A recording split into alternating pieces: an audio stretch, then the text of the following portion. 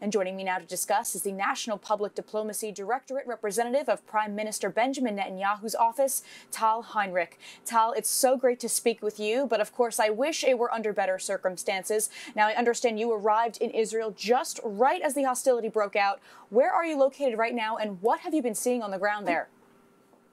So I'm talking to you from the Prime Minister's office in the Central Command right now. I am based in Tel Aviv. You know, Hamas has turned Gaza into a terror base. It's even worse than ISIS, I would say, for that reason that there is a state behind Hamas. And you mentioned Iran. Iran is that state. We weren't sure to what extent Iran, if at all, was involved in Saturday's bloodthirsty, terrible attack. But now, as new indications begin to come in, we are examining them. And that's all I can say at this point. But as you know, also over 93% of Hamas's budget comes from Iran. And we know who's pulling the strings. And yeah, we see Iran responsible in one way or another. And they should not try us, not on the northern front through Hezbollah, which is also, as you know, backed by Iran. These are all the same arms of the same big monster that is, tearing our region apart.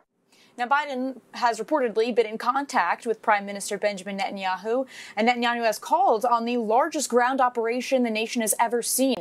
What is your message here to the Biden administration on the ground here? We see tremendous bipartisan support, and we want to thank the U.S. Congress and the White House for that. The president said that Israel has the right to defend itself, full stop, and that is a message that all Israelis wanted to hear. This is very reassuring, and we have no doubt that the U.S. Congress will do the right thing when it comes, if Israel needs help, when it needs help, and where it needs it. And so far, we're very satisfied from the response, the reactions, the support that we're getting from all around the world. But it's also a war of the civilized world against barbarians. This is how we frame it. This is how we regard it, because it is what it is. Also, keep in mind that these are not only Israeli nationals that Hamas is holding, that Hamas is executed, that Hamas is injured. You have, I think, at least 11 Americans. Just one specific story that really touched my heart is of one Israeli young woman. And she posted on Instagram that her grandmother is missing. Hamas saw that post, Monica. And you know what they did? They made sure that that woman will receive a video of the execution of her grandmother from the phone of the grandmother. These are the animals. I mean, animals is a compliment. These are the brutal savages that Israel is dealing with. And it's not only Israel, it's the world. So how can people help and support this fight of Israeli forces on the ground and just Israeli citizens there? You simply can't compare between savages and a democratic state trying to protect its own citizens. And by the way, they're also hurting their own citizens.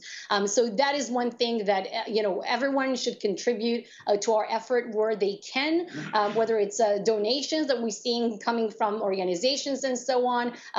Call your Congress people, make sure that they hear you, that you stand by Israel, that they want them to do the right thing. Absolutely. And some of the stories that I've heard, Israel, they are fighters and they will prevail as they always do. Tal Heinrich, the National Public Diplomacy Directorate, representative of Prime Minister Benjamin Netanyahu's office, thank you so much for joining us here on One American News. And please be safe. And thank you so much for sharing some of those stories with us here. Thank you, Monica. We'd like to welcome you to our new home.